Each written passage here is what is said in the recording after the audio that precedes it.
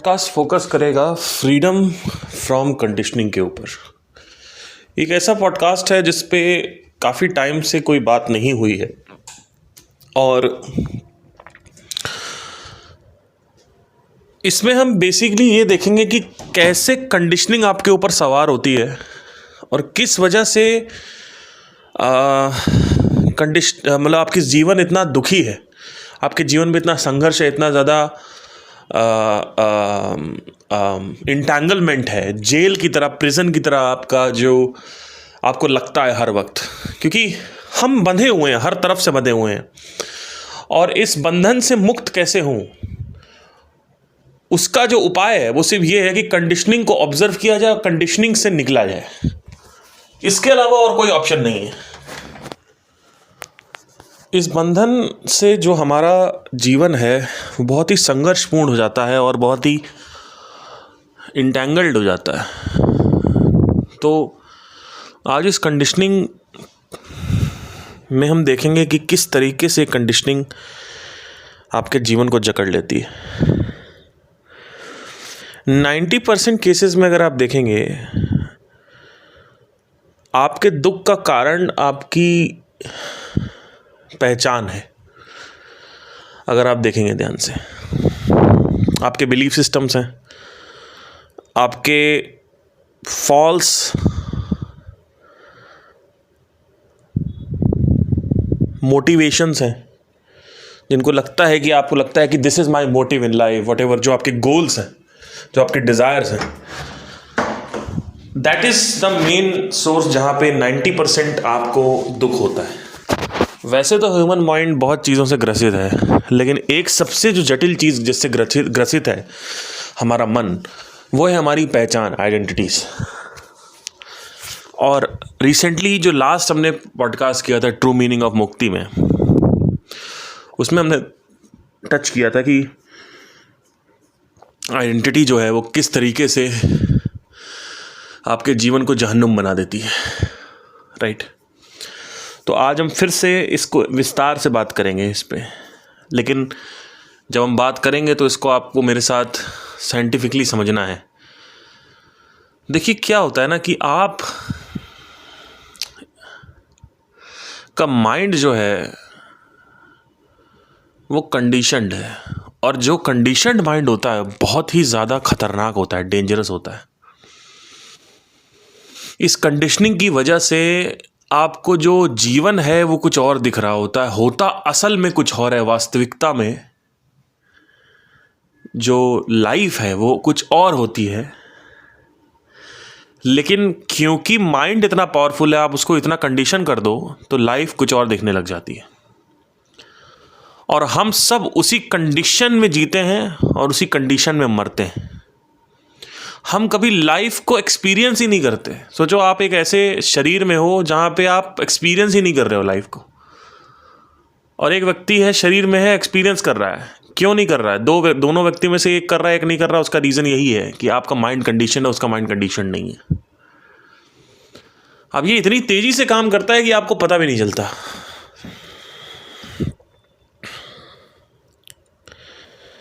Attachments, emotions, ये सारी चीज़ें आपके जजमेंट को, रियलिटी को, डिसीजन मेकिंग को डिस्टोर्ट करती है। आप कभी भी केओटिक माइंड से राइट डिसीजन नहीं ले पाओगे। इनफैक्ट केओटिक माइंड से क्लैरिटी जो है वो आपको नहीं मिलती है, तो डिसीजन मेकिंग भी सही नहीं हो पाती। इसलिए माइंड का पीसफुल होना बहुत ज़रूरी है, शांत होना बहुत ज़रूरी है कि माइंड एक जगह क्लटर्डनेस ना हो माइंड में। और उस क्लटर्डनेस को ख़त्म करने के लिए, उस डेंसिटी ऑफ डस्ट को ख़त्म करने के लिए जो माइंड में जमी रहती है, देयर इज़ झाड़ू इज़ कॉल्ड साधना। साधना का सिर्फ और सिर्फ, वैसे तो बहुत सारे लाभ हैं, लेकिन साधना का सिर्फ एक मकसद है कि आपके माइंड को क्लीन किया जा सके एक सेकंड के लिए, जिससे वहाँ पे बैठ के हम कुछ बातें कर सकें, आपको देख सकें। अभी आप एक ऐसे कमरे में रहते हो जो बहुत ज़्यादा मकड़ी, जाल, गंदगी, मल मूत्र से भरा हुआ है। साधना क्या करती है, रूम क्लीन कर देती है बस, और कुछ नहीं करती। अब रूम क्लीन करने के बाद अगर आप दोबारा उसी रूम क्लीन का उपयोग कर रहे हो कुछ और करने के लिए, संसारी करने के लिए, तो फिर वापस आपको रूम गंदा हो जाएगा आपका। तो साधना का सिर्फ और सिर्फ एक लक्ष्य है, एक पर्पस है, एक उद्देश्य है। जब मैंने साधना स्टार्ट करी थी, मैं आपको बताना चाहता हूँ, I was a very confused child from childhood. बचपन से ही मैं बहुत ही कन्फ्यूज था, बहुत ही ज़्यादा चिंतन करने वाला और कंफ्यूज रहने वाला। और हमेशा से एक बचपन से एक ख्वाहिश थी, एक वासना थी, या कह सकते हैं एक इल्यूजन बार बार होता रहता था कि मेरे सर के ऊपर एक कंप्यूटर जैसा मॉनिटर तैर रहा है। और जब भी मुझे कन्फ्यूजन होता था तो मैं सोचता था कि काश ऐसा कंप्यूटर होता जो मेरे सर के ऊपर हमेशा तैर रहा होता, वो इनविजिबल होता, वो सिर्फ मुझे दिखता। तो जब भी मुझे कुछ कन्फ्यूजन होता तो मैं उससे पूछता, वो मेरे को बताता। ये मॉनिटर बचपन से ही मैं इमेजिन कर रहा हूँ। अब तो नहीं करता क्योंकि अब तो obviously I have got the monitor, but I have been imagining this monitor from last time. Right now I am 32, so you can say कि at least 25 years of my life. So last 25 years, not last end, शुरू के 25 years. बचपन से लेकर 10-11 साल की उम्र से, 10 साल की उम्र से, 11 साल की उम्र से लेकर अभी तक, जब मैं 7th क्लास में था, 6th क्लास में था, तब से इमेजिन कर रहा हूँ कि एक मॉनिटर है, कन्फ्यूजन है, उससे मैं पूछ रहा हूँ, मॉनिटर बता रहा है ये सही है, ये गलत है, या मॉनिटर कुछ आंसर कर रहा है कि ये आंसर है इसका। तो I was a very confuse child.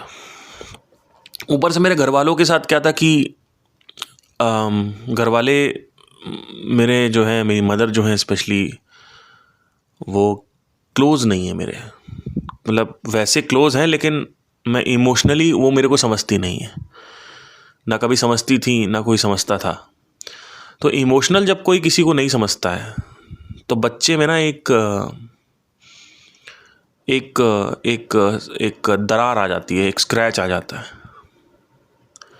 इस स्क्रैच की वजह से बच्चा डीप लोनलीनेस में, मैं भी चला गया। I went into deep loneliness and deep suffering from at the age of 14 years, right.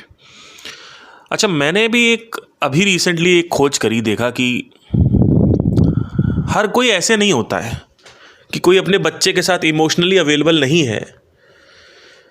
सब तरह से अवेलेबल है। रात में फिजिकली अवेलेबल सब होते थे, पूरे दिन सब बाहर रहते थे, लेकिन रात में फिजिकली अवेलेबल रहते थे। फाइनेंशियली भी अवेलेबल रहे हैं मेरे माँ बाप, स्पेशली मेरी माँ। लेकिन जैसे मैं मुंबई में था 2 साल, तो वहाँ पे कोई कॉल नहीं आता था, बस हफ्ते में 1 कॉल आता था।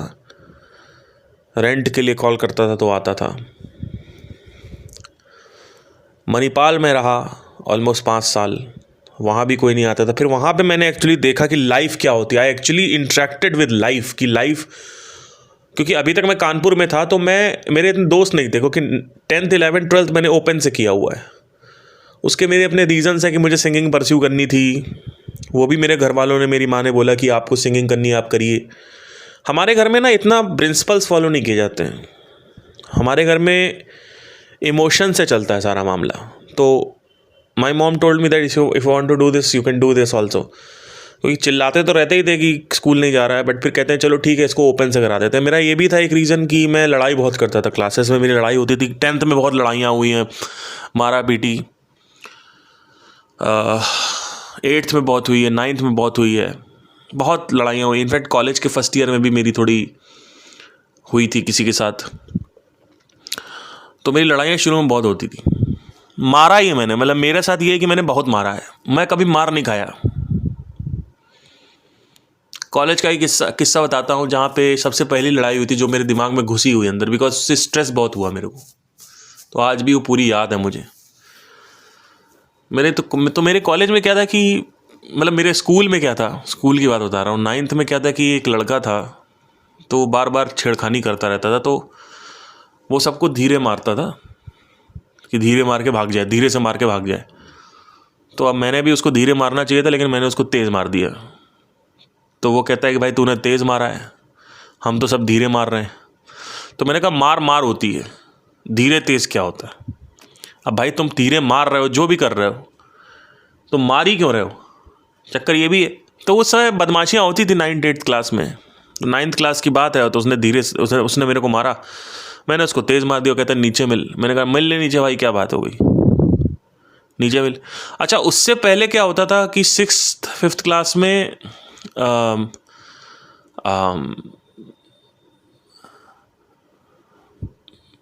मुझे लोग मतलब कुछ भी बोल के चले जाते थे, मुझे डर रहता था कि मैं कुछ बोल नहीं पाता था, कि लड़ाई हो जाएगी तो मतलब ये हो जाएगा वो हो जाएगा, मतलब डर लगता था। तो लड़ाई 9th तक आते आते मेरे अंदर इतना गुस्सा आने लगा मुझे कि मैंने कहा अब आई हैव टू रिवोल्ट। पता नहीं क्या, I was into that mode कि अब मुझे कोई भी परेशान करेगा मैं उसको मारूंगा। क्लियर था। तो नीचे मिलो नीचे मिलो, मैंने कहा ठीक है भाई नीचे मिल ले। तो नीचे से कम 10-12 लड़के खड़े हुए, साइड में अकेले खड़ा था। तो बेल्ट घुमाने लगा ऐसे करके, भाई बेल्ट निकाल ऐसे। तो बेल्ट घुमाने लगा कि क्या बोल रहा था, कैसे मारा तूने, कैसे मारा। तो मैंने उसकी बेल्ट पकड़ी और उसको अपनी तरफ बेल्ट से खींचा और एक थप्पड़ लगा दिया। अब बाकी सब भी खड़े थे, सबकी फट गई क्योंकि मेरी हाइट थोड़ी ज़्यादा थी शुरू से, बाकी सबकी हाइट कम थी। तो उसके दिमाग में यही चलता रहा कि इसने कैसे मार दिया, कैसे मार दिया, कैसे मार दिया। तो इसने बहुत सारे लड़के वड़के बुलाए, 50-60, अगले मतलब कुछ 1-1.5 हफ्ते बाद या 10 दिन बाद। तो मैं गया ही नहीं। मैंने कहा मैं आ रहा हूँ। कहता आ रहा ना तू, आ रहा। मैंने हाँ आ रहा हूँ। तुम पहुँचो लड़के लेके। तो 50-60 लड़के लेके आए, तो मैं गया ही नहीं। मैंने कहा मुझे जाना ही नहीं। उसका रीज़न ये है कि भाई तुम 50-60 लड़के, ऑब्वियसली तुम मेरे को ओवर पावर कर लोगे। ठीक है, अकेले लड़ो ना, औकात है तुम्हारी। तो एक बार ऐसे ही फिर ये 50-60 लड़के लेके आया, मैं गया नहीं। तो वहाँ पे उसको पैसे देने पड़े सारे लड़कों को, वो पैसा अलग चला गया उसका, और खिसिया गया वो। फिर उसने एक और स्ट्रैटेजी बनाई कि आज ये स्कूल आएगा तो इसको अपने भाई से पिटवाऊंगा। तो अपने बड़े भाई को लेके आया। तो रास्ते में मेरा रिक्शा रुकवा लिया, मैं रिक्शे से जाता था घर। तो बड़ा भाई कहता नीचे उतर। मैंने कहा हाँ बताओ भाई क्या हो गया। कहता ऊँट जैसा हो गया है, अपने से कम हाइट वालों को मारता है। मैंने कहा मेरी इसकी उम्र सेम है, इसके बाप में दम नहीं है इसको हाइट देने की, तो क्या करूँ मैं। तो उसमें वो भड़क गया, कहता है कि इसको थप्पड़ मार। उसने कहा उसकी हिम्मत ही नहीं हुई थप्पड़ मारने की, क्योंकि अगर मेरे को थप्पड़ पड़ गया होता तो मैं उसको भाई को भी घसीट देता और इसको भी घसीटता बीच सड़क पे। तो ये लड़ाई होती रहती थी। फिर मेरे दिमाग में ना स्ट्रेस होता रहता था, रात भर स्ट्रेस की साला कल निकलूंगा, फिर लड़ाई। तो पीस ऑफ माइंड नहीं था। तो उसके चक्कर में मैंने कहा मुझे स्कूल ही नहीं जाना, मुझे सिंगिंग करनी है, मैं स्कूल ही नहीं जाऊँगा। तो मैंने 10th जो है वो ड्रॉप कर दिया। तो मेरा 1 साल 10th डिले हो गया। 2009 में मेरा 10th होना था, लेकिन 2010 में 10th हुआ फिर मेरा। तो 2009 में आई वेंट टू देन अब मेरठ अकेडमी फॉर लर्निंग। सो मैं कानपुर से मेरठ शिफ्ट हो गया करीबन 4-5-6 महीने के लिए। वहाँ पे भी मेरी एक लड़ाई हुई, वहाँ पे भी रैगिंग हुई, मेरी लड़ाई हुई। मतलब ऐसी रैगिंग हुई थी, जो रैगिंग आपको मैं बताऊंगा तो आप कहोगे कि भाई ये हो गया आपके साथ। तो बहुत बड़ी गंदी रैगिंग थी। रैगिंग मतलब ऐसी थी कि एक लखनऊ का लड़का था, मॉडल बनने आया था। उसने क्या किया कि वो बहुत परेशान करता था मुझे। मैं उसका रूममेट था, तो कभी पॉटी कर दे, फ्लश ना करे। अब मुझे डर लगे, उस वक्त मैं लड़ भी नहीं सकता, क्योंकि अगर मैं लड़ूंगा तो मेरा करियर डूब जाएगा। मुझे करियर बनाने के लिए मैं आया था, और मुझे डर लगता था क्योंकि मैं मेरठ में था, मैं अकेले था। तो वहाँ पे क्या हुआ कि बूम, इट्स लाइक मतलब he did some ragging, like एक अपने दोस्त को बुलाया उसने, और फिर मैं मतलब कपड़े वपड़े निकाल रहा था, तो उसने मेरे पीछे से पूरी पैंट ही उतार दी और अपने दोस्त के सामने हंसने लगा कि देखो नंगा हो गया। तो उसका दोस्त बोलता है कि भाई मत कर यार, ऐसा मत कर, ये मत कर। तो फिर वहीं पे हॉस्टल में एक गुंडे रहते थे, गुंडे जैसे थे पूरा, मतलब उनका पूरा था कि भाई गुंडा राज टाइप था उनका, पूरा चलता था हॉस्टल में, मतलब दबदबा था। तो उन्होंने पता चला कि मेरे साथ ऐसा हुआ है, तो उन्होंने बुलाया कि बता भाई क्या हुआ है।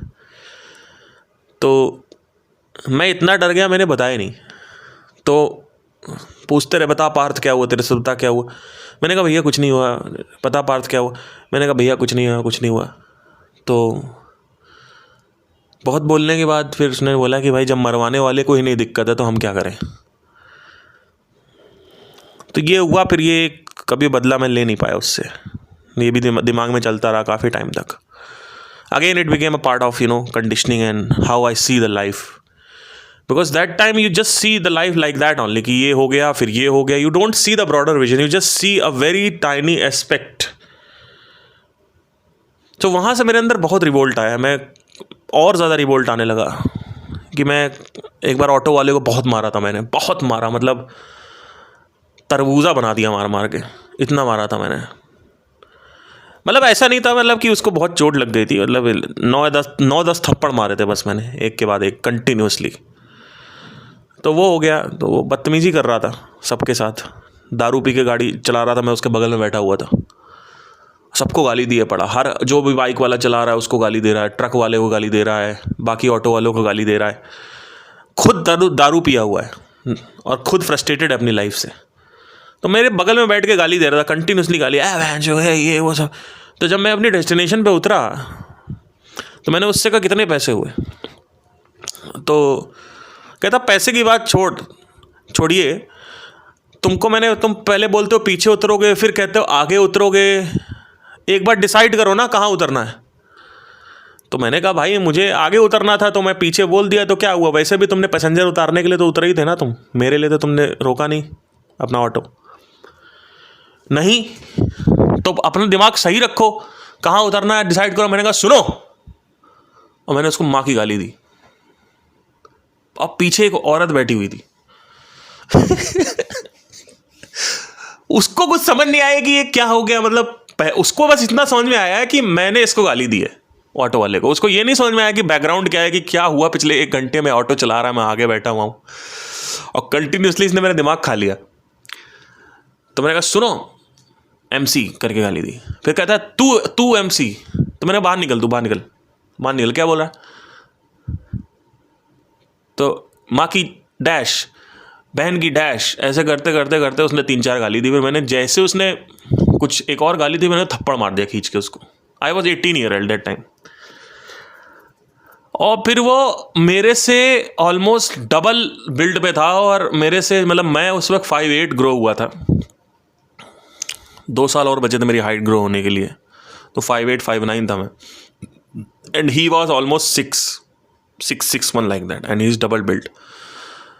एंड वो सोचे कि मैं इसको थप्पड़ मारूं, तब तक वो मेरे सोचे फिर मैं थप्पड़ मार दूं, फिर एक थप्पड़, फिर एक थप्पड़, ऐसे करते करते कम से कम 12-13 थप्पड़ या 9 थप्पड़ तो मैंने काउंट ही किए थे। 9 थप्पड़ काउंट हुए और इतनी देर में पूरा घिर गया। मतलब it was like Narendra Mohan Setu है वहाँ पे, ब्रिज करके नाम है, उसके नीचे लड़ाई हुई थी। और इतने में एक अंकल आए, कहते हैं बेटा तुम यहाँ से चले जाओ, नहीं तो पुलिस तुमको पकड़ के ले जाएगी। तो मैं फिर वापस क्रॉस करके मैं निकल गया। उससे बॉडी कांपने लगती है, चश्मा वश्मा जो है ना वो सब टूट गया था मेरा, एंड बॉडी कांपने लगती।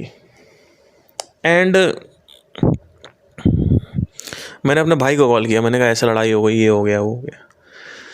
तो कहता क्या हुआ। मैंने कहा ये कर दिया। तो कहता सही किया।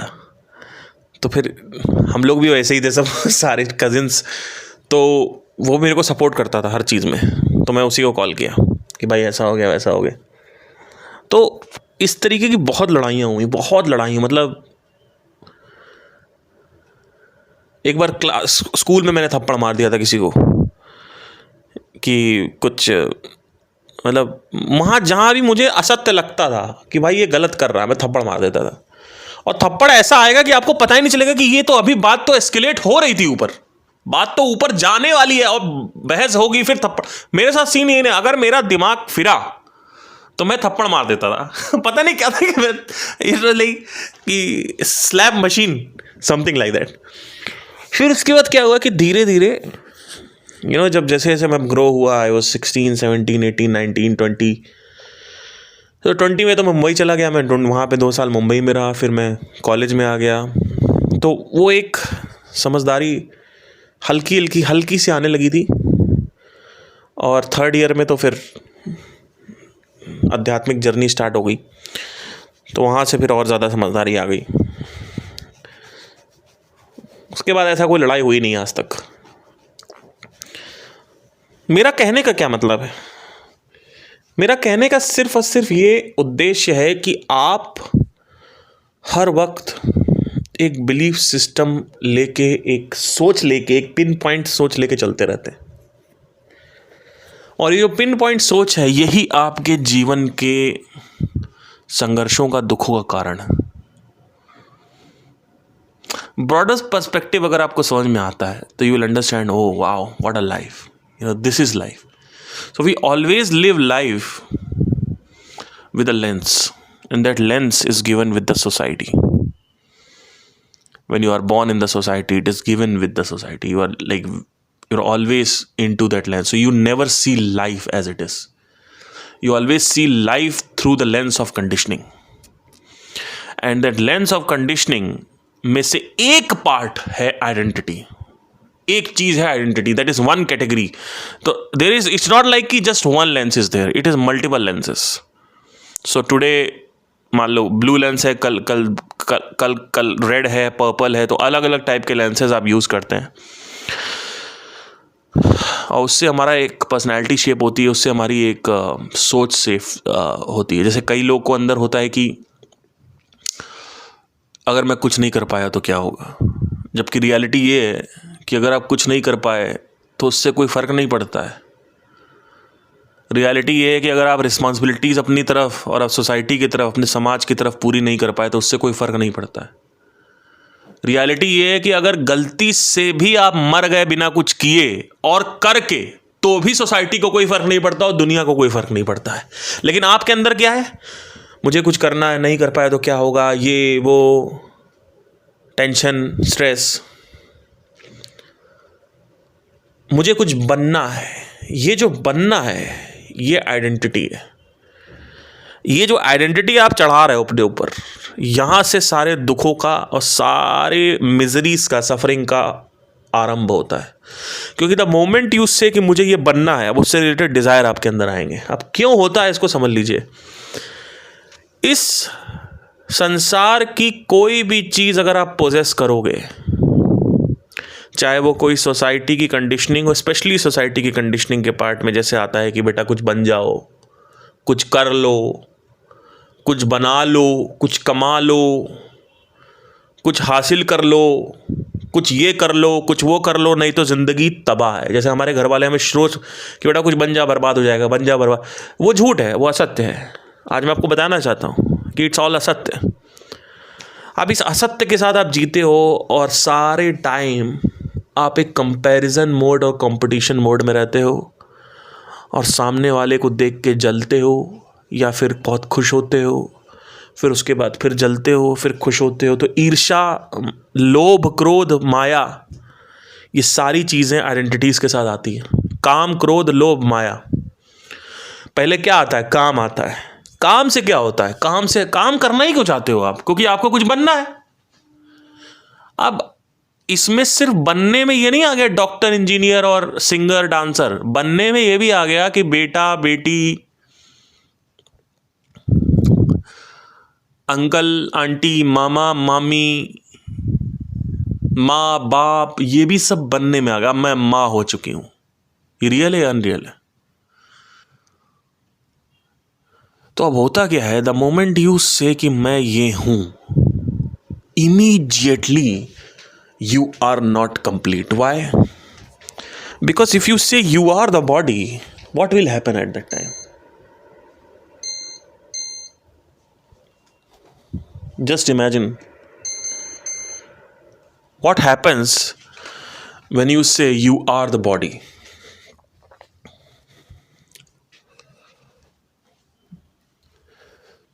Is body complete? क्या शरीर, अगर आप कहते हो मैं शरीर हूं, क्या शरीर कंप्लीट है?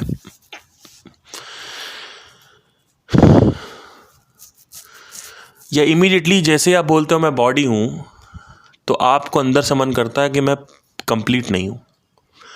अब मुझे कंप्लीट होना है, तो you are into the race of completing yourself. तो इस बॉडी को कंप्लीट कैसे करोगे? डॉक्टर बन के, एक आइडेंटिटी पकड़ के। क्लियर हो रहा है ना? अगर आप सिर्फ बॉडी हो तो बॉडी, अगर आप बोलते हो अपने आप को, तो body itself is very small in this world, and humans आपको साथ में रहने नहीं देंगे। क्योंकि ह्यूमंस कहते हैं, जो ह्यूमन सोसाइटी है, यही जो कंडीशनिंग है, कंडीशनिंग जो बनी हुई है, क्योंकि एनिमल्स के लिए तो सिर्फ आप एक खाना हो, नेचर के लिए भी आप कुछ करो चाहे ना करो, वो आपको मरने के बाद डिकम्पोज कर देगा।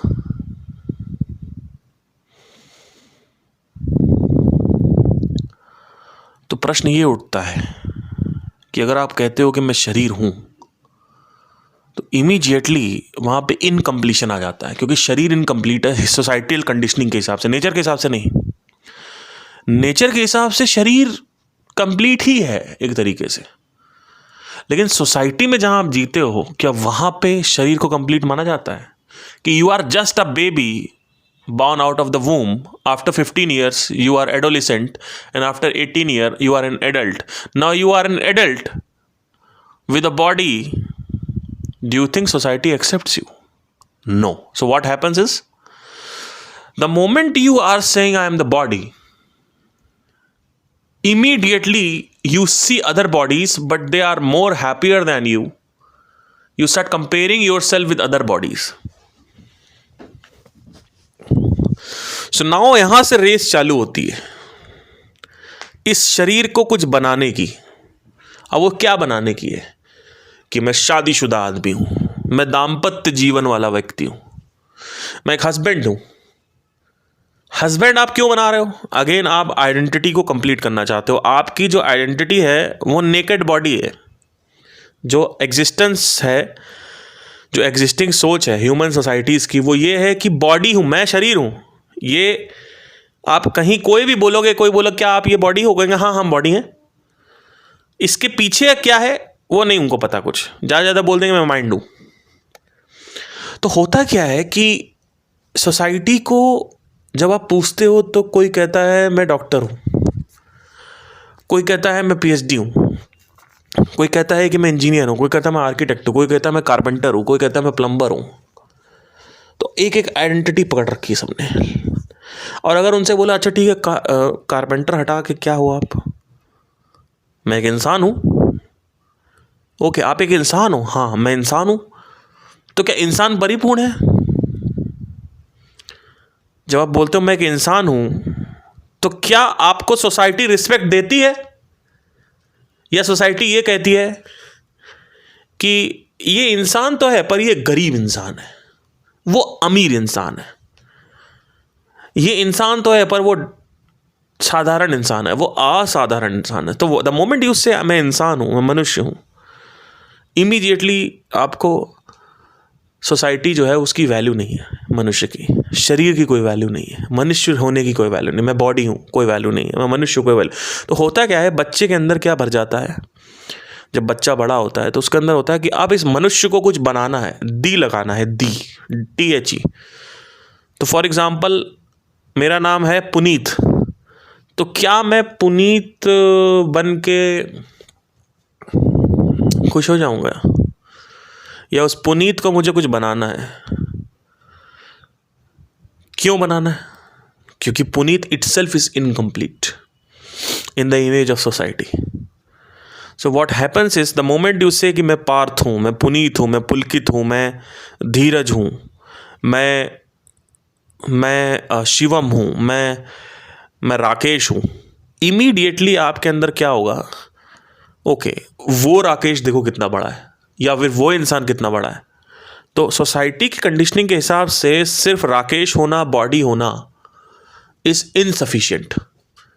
नेचर के हिसाब से एवरीथिंग इज ऑलरेडी सफिशिएंट। तो आप कहाँ रहना चाहते हो? किसके साथ रहना चाहोगे? नेचर के साथ रहना चाहोगे जो आपको भेदता नहीं, कंपेयर नहीं करता, आपसे जेलस नहीं होता है, आपको यूज़ नहीं करता है अपनी हवस के लिए?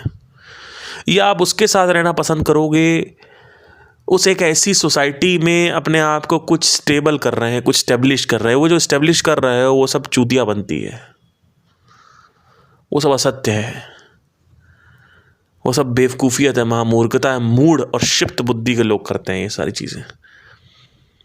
आपको इसको समझना होगा, इसको ऑब्जर्व करना होगा मेरे साथ कि द मोमेंट यू से I am Puneet, nobody will give you anything in your life. But the moment you say I am the body, nobody will give you anything. The moment you say you are Dr. Puneet, now there is some importance. But that importance is going to be compared with other important things, with other people. So you say you are Dr. Puneet, but you are earning 1 lakh. So now society will point, okay, doctor हो के भी बताओ 1 लाख रुपए कमा रहा है, वो doctor देखो 5 लाख कमा रहा है. Same goes with पति. When you say I am पति, first of all you have gathered all the identities. पति, बेटा, फिर आप पुत्र भी हो, बेटे भी हो, पति भी हो, दोस्त भी हो, मैं उसका अच्छा दोस्त हूँ, फिर आप डॉक्टर भी हो, फिर आप भारतीय भी हो, फिर आप राजपूत भी हो.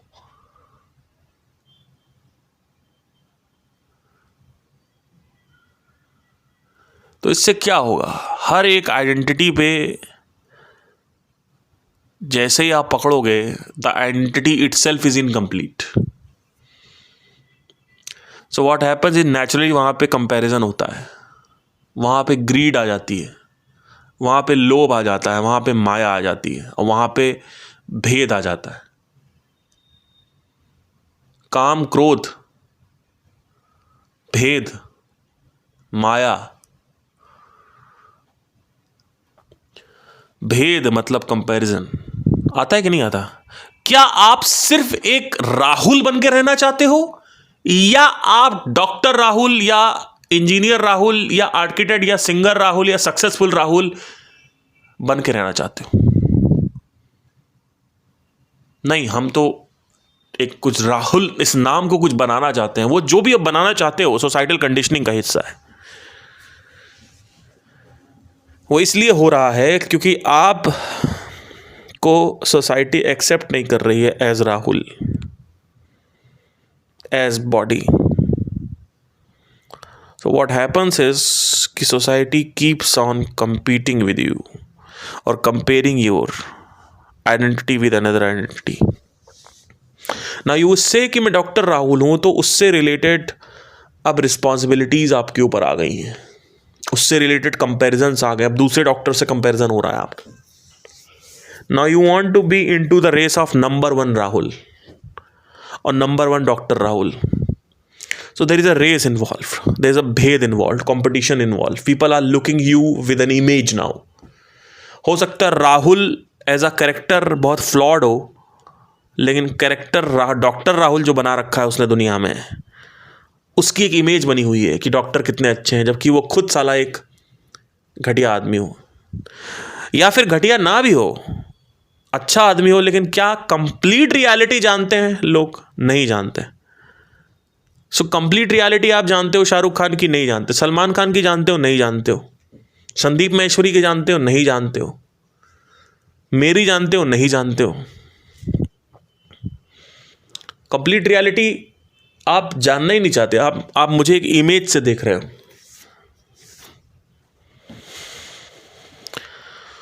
So what happens is that image becomes the identification. Now you have a self image also. अब मैं राहुल था, अब मैं कुछ बन गया हूं. तो the moment you say कि मैं बन गया हूं, there is comparison, there is responsibility, and there is always insecurities and fear कि कहीं ये सक्सेस मेरे से कोई छीन ना ले. हर समय एक इनसिक्योरिटी रहती है. इसीलिए आदमी आगे बढ़ने की चेष्टा करता है, और चाहिए और चाहिए, क्योंकि उसके अंदर डर रहता है. बहुत सारे सेलिब्रिटीज़ हैं जो कहते हैं कि भाई मुझे और फिल्में हिट करनी है, और जो उसका रीज़न ये है कि दे हैव अ फियर कि कहीं ये सब बर्बाद ना हो जाए, कहीं ये सब छिन ना जाए. इस वजह से ये सारी चीज़ें हो रही हैं. So now they are into the identity of. So what is the problem? Let's pick up a person कि एक मनुष्य को उठाते हैं, let's say Elon Musk. So what happens when Elon Musk is too much identified that he is the innovator of the century? So now he has an identity. What is the identity? Innovation. तो अगर innovation हुआ तब तक तो खुशी है, लेकिन अगर इनोवेशन नहीं हुआ तो दुख ही दुख. वो सुबह उठ रहा है अपने आप को इनोवेटर मान के, रात में सो रहा है अपने आप को इनोवेटर मान के. तो जहाँ पे आपने इनोवेटर बोला तो इनोवेटर किसका पार्ट है? मटेरियल का पार्ट है, संसार का पार्ट है. डॉक्टर किसका पार्ट है? मटेरियल का पार्ट है. पति किसका पार्ट है? पति किसने बनाया? जानवरों ने बनाया? नेचर ने बनाया? किसने बनाया? पति पत्नी किसने बनाया? इंसानों ने बनाया. उस पे अपने भगवानों से रीइंफोर्स करवाया, भगवान बनाए और भगवानों से लिखवाया कि पति परमेश्वर होता है, पत्नी दुर्गा होती है. उसमें भगवान आके लिख के गए चले कि भगवान पति के बारे में बात कर रहे हैं, पत्नी के बारे में बात कर रहे हैं. वो भगवान किसने बनाए? इंसान ने बनाए. क्योंकि अगर भगवान रियल होते तो हर एक व्यक्ति का एक भगवान होता, लेकिन हर आदमी हर धर्म के हिसाब से अलग अलग भगवान है.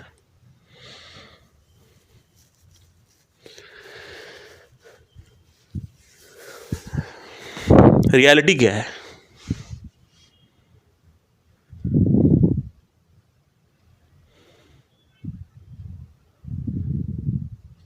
अलग अलग रिलीजन अलग अलग भगवान बोलते हैं, तो उन भगवानों को बनाकर इन्फोर्स करवाया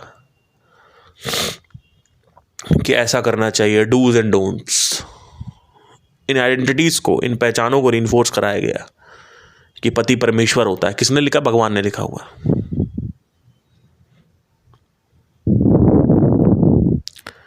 पूरे साल व्रत रहो और फिर बलि चढ़ाओ. किसने लिखा है? भगवान ने लिखा हुआ. तो सब कुछ मानव सृजन है. सब कुछ एक तरफ से मानव सृजन है. दो ही रियलिटी है, एक है मानव की रियलिटी और एक है नेचुरल रियलिटी.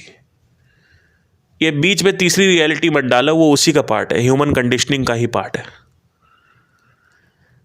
क्योंकि क्वेश्चन उठता है कि आपका एग्ज़ाम भगवान पास कराएंगे, लेकिन निठारी कांड हो गया, 2 साल 3 साल के बच्चों को खाया गया, 2.5 साल की बच्ची का रेप हुआ, गाज़ा पट्टी में क्या क्या नहीं हुआ, पूरा शहर तबाह हो गया, यूक्रेन में शहर तबाह हो गया. कहाँ है? Where is the saviour? अरे कुछ लोगों ने कर्म किए थे तो उनको होना चाहिए. तो इससे क्वेश्चन जरा सा हल्का सा तर्क चाहिए, हल्का सा तार्किक मन चाहिए, आपको तुरंत समझ में आ जाएगा कि क्या है. अब ये क्लियर होना चाहिए कि सोसाइटल कंडीशनिंग जो है, अब आपने बोला, मैं मान लो एक कंडीशनिंग उठाते हैं, मान लो आपने बोला मैं ब्राह्मण हूं, तो क्या ब्राह्मण संसारी है या वास्तविक है? संसारी मतलब क्या? मटेरियल. और मटेरियल हर जगह इम्परफेक्ट होगा. क्या अर्थ परफेक्ट है? इम्परफेक्ट की वजह से एवोल्यूशन होता है. Everything is imperfect. That is why evolution is there. Like for example, there is a butterfly. It is evolving because the predator or the Vatavaran is also evolving. Because of that, there is a pressure on butterfly. So now the butterfly has to have more wings, a bigger wings. पहले small थे, but now it has bigger wings. So it is imperfect. Now Vatavaran is also changing. Why? Because there is a tilt in the angle of the earth. That has happened because of certain reasons. Now there has to be a change in the weather. Now weather is changing, so the Vatavaran or the nature is also going to change. the process of photosynthesis is going to change. The percentage of O2 and CO2 exchange is going to change. Now because of that, other things are also going to collapse and change. Now the butterfly has bigger wings, but the predator can easily catch the butterfly. So there is a question mark on the existence of butterfly right now. तितली के अस्तित्व पे एक प्रश्न उठ चुका है, तो सिस्टम पे प्रेशर पड़ रहा है. Now there is evolution again, there is going to be some evolution so that the predator, जो शिकारी है यानी जो जंगली जानवर है, वो बटरफ्लाई को ईजिली, तो सर्वाइवल मैकेनिज्म उसका कुछ स्ट्रॉन्ग करना पड़ेगा बटरफ्लाई को. तो अगेन प्रेडेटर पर चैलेंज आ गया. That is how it is happen. Like आपने देखा होगा मेढक जो है वो हरी पत्ती पे बैठ गया तो कैमोफ्लेज हो गया, हरा बन गया. कुछ मेढक उड़ने भी लगे, कुछ मेढक नहीं उड़े. सांप हरे होते हैं, फिर सांप, कमेलियन का भी यही है कि every chameleon is changing colours not because क्या ऐसे हवाबाजी है. Chameleon is changing colours because वहाँ पे सर्वाइवल मैकेनिज्म है, रिप्रोडक्शन मैकेनिज्म है. So the world is imperfect. Now इस वर्ल्ड में तुमने एक आइडेंटिटी पकड़ ली, ब्राह्मण हूं मैं. Now that Brahmin is going to be compared with Rajputs, Yadavs and Mishras. So Mishra is also Brahmin, sorry. Yadavs and Kayastha is going to B. कौन अच्छा होता है? हम लोग कुंडली करते हैं तो हम, हमारी शादियां ज्यादा सक्सेसफुल होती हैं. अच्छा ठीक है. और राजपूत तो मांस मच्छी खाता है, हम तो कुछ नहीं खाते, हम तो ब्राह्मण है जी, हमारे अच्छी कास्ट कोई नहीं है. अच्छा अभी तो आप बोले थे हिंदू सबसे अच्छा है, हिंदू से अच्छी कोई कास्ट नहीं है. हाँ तो हिंदू अच्छा है लेकिन ब्राह्मण और अच्छा है. नहीं, एक मिनट वापस आइए. हिंदू अच्छा है कि नहीं? हाँ हिंदू अच्छा है. तो हिंदू में तो राजपूत आ गया. हाँ मतलब ठीक है, लेकिन अगर आप हिंदू में देखोगे सबसे अच्छा कौन है तो वो ब्राह्मण है. अच्छा उसमें भी है, उसमें भी ब्राह्मण में भी आ गया डिवीजन की बंगाली ब्राह्मण, दक्षिण भारतीय ब्राह्मण, या फिर यूपी के ब्राह्मण, उत्तर भारतीय ब्राह्मण. तो बंगाली ब्राह्मण तो क्या कहेंगे कि बंगाली ब्राह्मण तो वो खाता है, बकरा मटन खाता है, मांस खाता है. बंगाली ब्राह्मण तो ई खाता है, चिकन खाता है. हम क्या खाता है? हम तो घी खाता है. हम तो घी खाया है, हम तो टच नहीं कर सकता अंडा. ये तो अंडा खाता है. अच्छा ठीक है. तो आप देख रहे क्या हो रहा है. क्योंकि होता क्या है कि जब आप बोलते हो कि आई एम ब्राह्मण और I am Yadav, I am Srivastava, whatever जो है, व्हाट हैपन्स इज, और इसमें मुसलमान में भी है, सिया सुन्नी में भी होता है, राइट. तो इफ यू से आई एम मुसलमान, तो आप देखोगे हर जगह बोलते हैं मेरा धर्म सबसे अच्छा. ये कहां से आ रहा है? क्योंकि वो क्या है कि जो माइंड है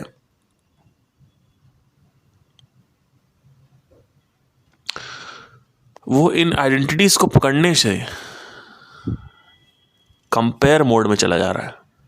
उसका रीजन ये है कि माइंड को परफेक्ट हैप्पीनेस नहीं मिल पा रही है इस आइडेंटिटी को पकड़ने से. सो जितना ज़्यादा वो क्रोधित होगा माइंड, उतना ज़्यादा आप देखोगे नई आइडेंटिटीज़ बनाएगा, कुछ नया टॉपिक उठाएगा. तो अभी रिसेंटली आप देखोगे कि मराठी बोलो, हिंदी हटाओ, हिंदी को राष्ट्रभाषा हटाओ, मराठी को राष्ट्र. कर्नाटका में भी यही हुआ. अभी क्यों हो रहा है ये? पिछले 10 साल में. उससे पहले क्यों नहीं हुआ? क्यों? क्योंकि टॉपिक खत्म हो गया. हिंदू मुसलमान करके बोर हो गए लोग. तो चक्कर क्या है सारा का सारा, जो भी आप देखोगे एक चक्कर है पूरा का पूरा, वो ये है कि द मोमेंट यू से कि मैं एक मैं बेटा हूँ ना, बेटे से जुड़ा हुआ कंपैरिजन आ जाएगा. उसका बेटा देखो क्या कर रहा है, तुम क्या कर रहे हो, आपके अंदर भी आएगा। जब आप किसी दूसरे बेटे को देखोगे वो आपसे ज़्यादा सक्सेसफुल है, अपनी माँ बाप को ज़्यादा अच्छा बना पाए, जो आपके सपने थे कि 3 मंजिला घर बनाना है वो उसने बना दिया आपके पड़ोसी ने, तो आपके अंदर क्या होगा? ईर्ष्या आएगी। काम, क्रोध, मत, भेद, माया। काम से पहचान बनती है, इसीलिए काम पे अटैक किया जाता है। लोग कहते हैं आप स्पिरिचुअलिटी करो ना, काम पे अटैक। अरे घोचू, काम से तो तुम्हारी आइडेंटिटी बन रही है, तो काम पे ही तो अटैक किया जाएगा, इसीलिए काम पहले रखा गया। काम, जो भी काम आप करते हो, लकड़हारे हो, अगर आप कहते हो मैं लकड़हारा हूं, तो बाकी के जितने भी कास्ट हैं उनसे आपकी लड़ाई होना चालू हो जाएगी। होना ही होना है, क्योंकि कंपैरिजन मोड आता है। क्योंकि माइंड को लगता है कि मैं दुखी हूं क्योंकि मेरे लकड़हारे समाज को नीचा गिराया गया है। माइंड कभी खुद पे ब्लेम नहीं करता है। माइंड कहता है मैं दुखी हूं इनकी वजह से, हिंदुओं को नीचा किया गया, ये हिंदुओं को लगता है, मुसलमानों को नीचा किया गया, ये मुसलमानों को लगता है। क्यों? क्योंकि वो अपने आप पे ब्लेम नहीं देना चाहते हैं, क्योंकि इंद्रियां बहिर है, इंद्रियां आंतरिक नहीं है, इंद्रियां बहिर है। तो क्या होता है, बहिर्मुखी से क्या होता है, हर चीज बाहर बाहर बाहर बाहर ब्लेम करो, बाहर ब्लेम, अपने पे ब्लेम मत करने देना गलती से। इसीलिए आप देखोगे भारत बड़ा यूनिक देश है। पहले तो बोलेंगे भारत माता की जय, उसके बाद फिर आप कहेंगे कि ब्राह्मण समाज की जय, फिर उसमें भी कहेंगे कि नॉर्थ इंडियन ब्राह्मण समाज की जय, बंगाली ब्राह्मण बेकार, फिर उसमें भी कहेंगे कि हमारा घर जो है वो सबसे अच्छा है। तो घर के बाहर कूड़ा करते हैं, अपना घर साफ रखते हैं, कहते हैं बाहर क्या है, बाहर तो बेकार हो। वो दूसरी तरफ क्या बोल रहे हैं, भारत माता। आप देख रहे हो क्या हो रहा है। तो चक्कर क्या होता है कि they all care about themselves and the ego. So इसको बोलते हैं ईगो। ये जो सोसाइटल कंडीशनिंग है, इसने ईगो को बनाया है। ईगो मतलब क्या? Wrong self identity. तो अगर आप कहोगे बेटा, तो बेटे से कंपैरिजन आएगा, बेटे के ऊपर रिस्पॉन्सिबिलिटीज आएंगी, बेटे के ऊपर अगर आप बेटा बन के जियोगे कि मैं एक बेटा हूं, गए खत्म, टाटा बाय बाय। क्योंकि द मोमेंट यू से बेटा, तो बेटे से रिलेटेड सफरिंग पैदा होती है। द मोमेंट यू से कि मैं पति हूं, पति से रिलेटेड सफरिंग पैदा होती है। क्योंकि आप पति बनना चाहते हो, जहां पे कुछ ऐसी सिचुएशन हो रही है कि आप अपति बन रहे हो, नॉन पति, गैर पति, मतलब विदाउट पति हो, वो आइडेंटिटी छूट रही है, वहां पे सफरिंग चालू होगी कि अब मेरा घर उजड़ रहा है और मैं पति से कुंवारा बन रहा हूं। आई एम गोइंग फ्रॉम पति to single, I am going from married to single right now. So what happens कि there is a decrease in the status, in the image of society. अरे उसका तलाक हो गया, वो सफरिंग क्रिएट हो रही है आपके माइंड में, that is going to trigger the suffering. So it is all very important to understand and observe कि जो आपके बिलीफ सिस्टम्स है, जो भी सुबह से लेकर शाम तक आप काम कर रहे हैं, वो सब कुछ एक फेक यूनिवर्स है। इसीलिए मैंने यूनिवर्स बोला है, क्योंकि लग रहा है सबसे, यथा दृष्टि तथा सृष्टि, यथा वातावरण तथा, यथा अंतःकरण तथा वातावरण, यथा अंतःकरण तथा वातावरण। जैसा अंतःकरण होगा वैसा वातावरण दिखेगा। वातावरण चेंज करते हैं हम, सोचते हैं अंतःकरण चेंज हो जाएगा, जबकि अंतःकरण चेंज करना है, वातावरण खुद ब खुद चेंज हो जाएगा। तो लोग क्या करते हैं, लोग बाहर चेंज कर रहे हैं, बाहर मराठी बचा रहे हैं, हिंदी बचा रहे हैं, मुसलमान बचा रहे हैं, हिंदू बचा रहे हैं, और अंदर का वातावरण खराब है। उससे क्या होता है, इसीलिए मराठी वाला टॉपिक उठ गया, कर्नाटक वाला टॉपिक उठ गया कि मराठी को राष्ट्रभाषा बनाओ, कन्नड़ा को राष्ट्रभाषा बनाओ। क्यों? क्योंकि बाहर हिंदू सिक्योर्ड हो चुके हैं, मुसलमान सिक्योर्ड हो चुके हैं, अपना एक समाज, अब मजा नहीं आ रहा, अब कुछ और बनाओ। तो इससे क्या होता है कि अंतःकरण जो है, उसमें जो घटिया आपके अंदर इमेजेस पड़ी हुई है, सोसाइटल कंडीशनिंग पड़ी हुई, वो खत्म करो, उसको ऑब्जर्व करके डिटोरिएट। तो उसको बोलते हैं ट्रू फ्रीडम फ्रॉम नोन या freedom from conditioning. This is the true freedom. अब कुछ भी होता रहे, आपको कोई फर्क नहीं पड़ेगा। तो अब सवाल आता है कि इतनी सारी आइडेंटिटीज को ऑब्जर्व करके अगर हम छोड़ेंगे तो पकड़ेंगे क्या? क्योंकि छोड़ना तो आसान है, पकड़ना जो है वो बड़ा मुश्किल है। एक ऐसी आइडेंटिटी है जो कि रियल आइडेंटिटी है आपकी, जिसको हम बोलते हैं कि आप क्या हैं, हु एम आई। यहां से प्रश्न उठता है जब आप सारी आइडेंटिटीज खत्म कर देते हैं, पति खत्म कर दिया, बेटा खत्म कर दिया, भारतीय नहीं हूं, एशियन नहीं हूं, अर्थलिंग नहीं हूं, मुसलमान नहीं हूं, ब्राह्मण नहीं हूं, सब कुछ खत्म कर दिया आपने, डॉक्टर नहीं हूं, अब वो डीआर की कोई वैल्यू नहीं है, क्योंकि डीआर कहां पे है प्रसिद्ध है, समाज में प्रसिद्ध है। द मोमेंट यू से आई एम डीआर, उससे रिलेटेड सफरिंग आएगी। क्यों? क्योंकि डीआर एमबीबीएस डीआर हो ना, वो तो एमडी डीआर है, तो आपको हर समय कम पड़ जाएगा, कुछ भी आइडेंटिटी पकड़ोगे कम पड़ जाएगी वो। तो अब आप उस आइडेंटिटी को कुछ बनाना चाहोगे, कंप्लीट करना चाहो, कंप्लीट हो नहीं सकता, पॉसिबल ही नहीं है। आपको एक बॉडी मिलती है, बॉडी में नाम दे दिया जाता है, फिर आप उस नाम को बनाने चले आते हो। अब उस नाम को बनाने में दो नाम आ गए, राहुल श्रीवास्तव। तो पहले तो राहुल को कुछ बनाना है, वो क्या बनाना है पता नहीं, अलग अलग प्रोफेशंस हैं। दूसरा श्रीवास्तव को कुछ बनाना है, दोनों आइडेंटिटी है। श्रीवास्तव समाज सबसे ऊपर होना चाहिए, नहीं नहीं कायस्थ ब्राह्मण ऊपर, अरे नहीं नहीं तो लड़ाई हो गई, right. So mind always divides, is a reason why, because वो डिवाइड नहीं करेंगे तो समझेंगे नहीं, तो उसके चक्कर में अब्यूज हो गया, वो माइंड को अब्यूज किया जाएगा।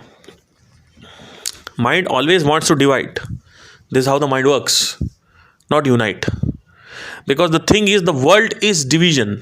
अगर आप देखेंगे कि प्लैनेट अर्थ जो है, it's all about divisions.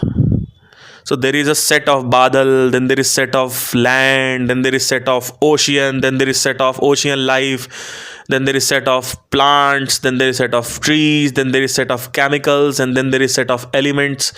So it is all divisions combined together called planet Earth. Same goes with other planets. So the universe works in division. That is why your mind works in division. Not because ki universe works in a different way and your mind works in a different, no, not like that. Universe works in division, that is why your mind works in division. Universe अलग में काम करता है, division में काम करता है, इसलिए तुम्हारा माइंड अलग में काम करता है। आई होप क्लियर हो रहा हो। तो now you want to create divisions in identity. So you say Rahul, first of all you say body, then you say Rahul. Rahul के 10th में 99% आए, राहुल खुश हो गया। अगली बार 92 आए, आने ही आने, 99 सस्टेन कर लोगे क्या? 99 लाना तुम्हारे हाथ में हर समय। तो अगर हर समय तुम्हारे हाथ में हाँ है, तो आईएएस में क्यों नहीं निकाल पा रहे हो?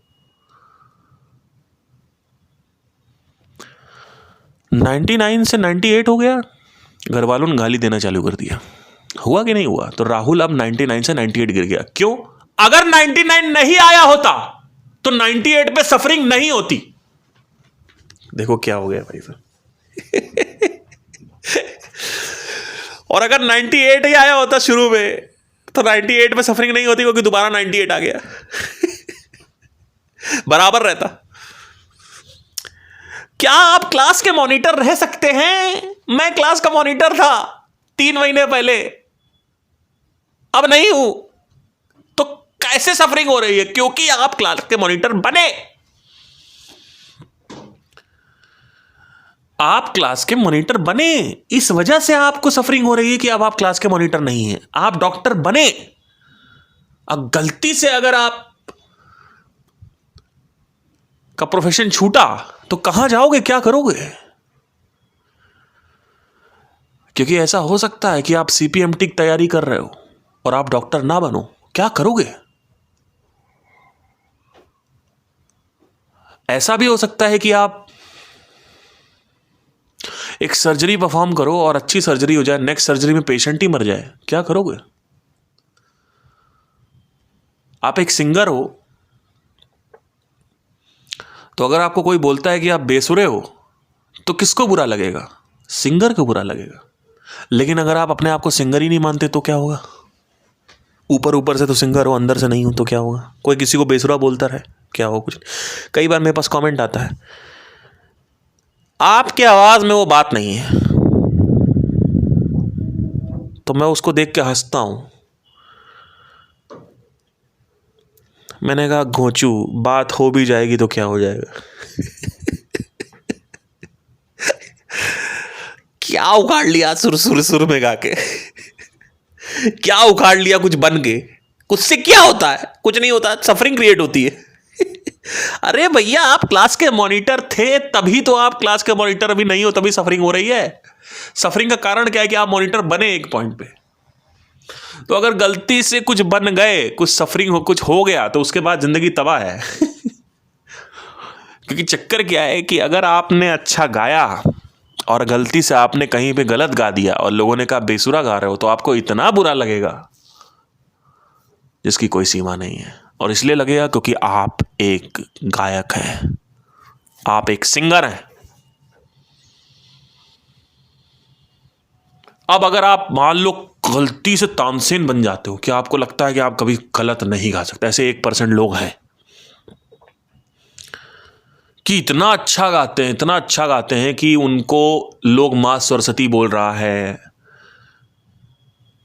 अब वहां पे आप सोचो कि ऐसी, अब इसको ऐसा बना लूं अपने आप को कि कोई कुछ बोल ना पाए, आइडेंटिटी को। नहीं, उससे क्या होगा? अब देखो, the moment you become a singer which can not go off tune, और बेसुरा हो गया, नहीं हो रहा है, what will happen? The next question will be there कि इतना कुछ कर लिया, कुछ बन ही नहीं पाए। तो अब आपको कहां पे भाला डाला जाएगा? पहले भाला डाला जाता था, आप बेसुरे हो।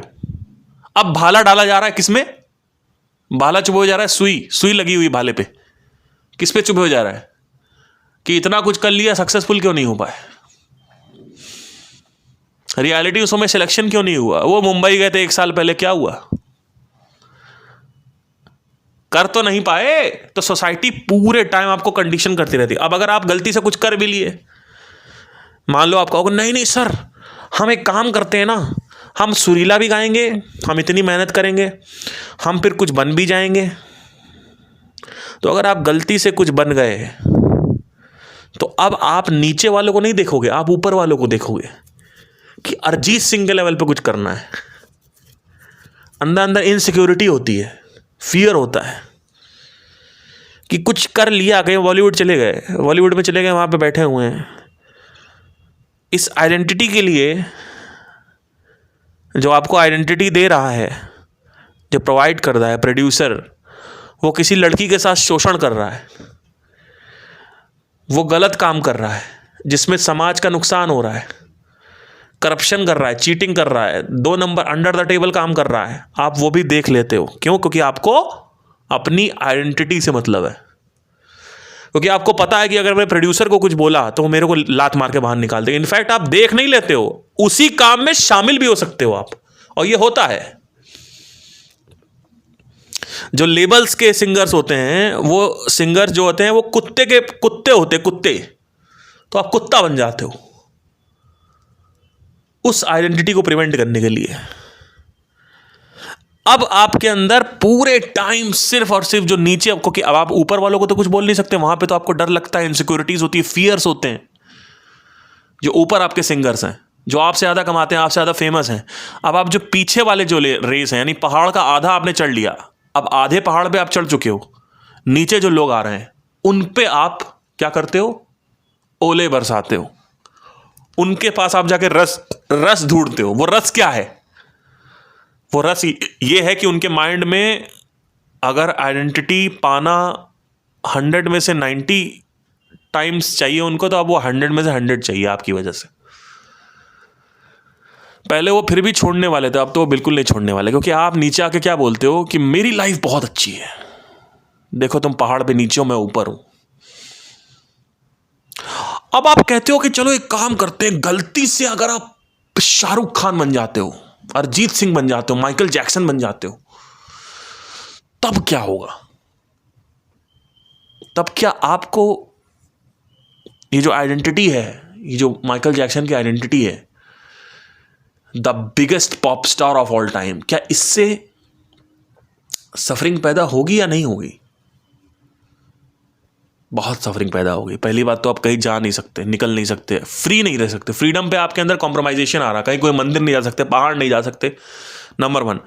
नंबर 2, जो भी आप उस आइडेंटिटी के लिए कर रहे हो वो अब आप करोगे उस आइडेंटिटी को प्रिवेंट करने के लिए, क्योंकि अगर आपने वो नहीं किया काम तो आइडेंटिटी आपसे छिन जाएगी, वापस आप नीचे आ जाओगे, ऊपर चले जाओगे, और कोई ऊपर चला, और यही होता ही है। तो आप क्या करते हो, बहुत काम करते हो, गाने निकालते हो, आपका मन नहीं करता गाना निकालने के लिए, एल्बम निकालते हो, आपका एल्बम निकालने का मन नहीं करता, माइकल जैक्सन पर बने रहना चाहते हो आप। फिर क्या होता है, कुछ टाइम बाद पब्लिक आपसे बोर हो जाती है, चाहे कुछ भी कर लो आप, एक पॉइंट आएगा जहां पे आपको वापस पहाड़ पे नीचे ढकेल दिया जाएगा, अगेन आप मॉनिटर बने और वापस अब कोई और मॉनिटर बन गया है। तो सफरिंग कहां से हो रही, क्योंकि आप मॉनिटर बने, इस वजह से सफरिंग हो रही थी यहीं पे, क्योंकि आप दुनिया के सबसे बड़े पॉप स्टार बने, सिंगर बने, इस वजह से अब आप नीचे आना ही ना आना है, चाहे प्रधानमंत्री, उसको भी नीचे आना है, कोई भी नीचे हो, नीचे तो आओगे बेटा, नीचे नहीं आओगे क्या? तो अब आप कहोगे सर 10-15 साल के लिए अगर ऊपर है वहीं सुख होगा, वहीं पे मजा करेंगे, वहां तो कोई कंपैरिजन नहीं होगा, वहां पे the biggest singer of all time बन चुका हूं मैं, this is my identity, who am I am the king of pop. मैं कौन हूं? I am king Khan. Michael Jackson क्या कहता था? King of pop. So what happens is, इतनी इनसिक्योरिटीज, इतने फियर्स होते हैं पीक पे जाके, जब आप माउंटेन एवरेस्ट पे, क्योंकि और लोग भी आना चाहते हैं, वो मर रहे हैं, मतलब लाखों करोड़ों, इट्स लाइक ज़ॉम्बी रेस। जैसे ज़ॉम्बी की होड़ होती है ना, एक के ऊपर एक चढ़ते जाते हैं और दीवार गिरा देते हैं, नीचे वाले पिस जाते हैं, पिच्चा बन जाते हैं, खून इधर उधर आ जाता है, वैसे ही ये भी ज़ॉम्बी रेस है। तो वो ऊपर आना चाहते हैं, अब आपने हल्का सा कुछ रिलैक्स हुए, आप तुरंत नीचे आ जाओगे। और फिर इतनी आइडेंटिटी बनाने के बाद 40-50 साल बीत जाते हैं, फिर आ जाता है शमशान निकट, और शमशान आपकी तरफ घूर रहा होता है और वो हंस रहा होता है, ही आओ आओ आओ आओ, तुमको बताता हूँ कि क्या रियल है, आओ। तो 2 रास्ते हैं, या तो मौत तुमको बताए आखिरी में, मैंने बहुत सारे लोगों मरते हुए देखा है, बहुत सारे लोगों मरते हुए देखा है, बहुत, मतलब मेरे सामने कई लोग, लास्ट में ऐसा आ जाता है साला, या तो उनको कुछ वासना उनकी सरफेस हो जाती है, कुछ ना कुछ उनको डर लगता है, मुझे नहीं जाना, मुझे नहीं जाना, मुझे अभी ये करना है, मुझे वो करना है, मुझे ये करना है, उनकी वासना सरफेस हो जाती है लास्ट में, बहुत भयंकर। या तो कुछ खाने पीने की वासना ज़्यादा होती है, या तो कुछ टेंशन होती है कि अब मैं चला जाऊँगा, तुम्हारा क्या होगा, हमारे अटैचमेंट्स का क्या होगा। मेन उनको होता है आइडेंटिटीज़ का।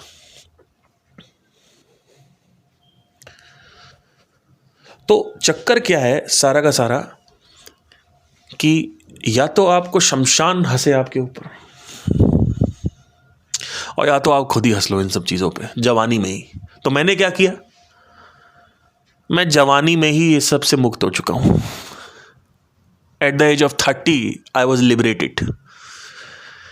23 में स्पिरिचुअलिटी स्टार्ट करी, 30 में लिबरेशन हो गया। अब I am living a free life.